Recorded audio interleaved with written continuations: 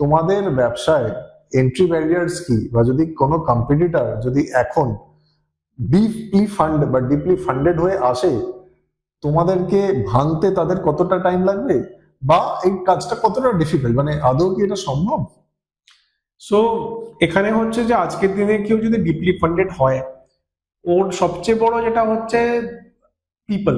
আজকের দিনে হসপিটালিটিটা না, যত এআই চলে আসুক বাকি যে কোনো জিনিস, এন্ড অফ দ্য ডে সার্ভিসটা, রান্নাটা, হাউসকিপিংটা একটা মানুষ করে। ওটা যদি তোমার মানে কনসেপ্টটা না থাকে, ওটা যদি তোমার কাছে ব্যাক এন্ড ওয়ার্কটা না থাকে না, তোমার কাছে প্রচুর ক্যাপিটাল থাকে, আমরা ওইও একটা লাইভ এক্সাম্পল দিচ্ছি, প্রচুর ক্যাপিটাল, বাট ওই হিউম্যান ফ্যাক্টরের মধ্যে ফল্টার করছে।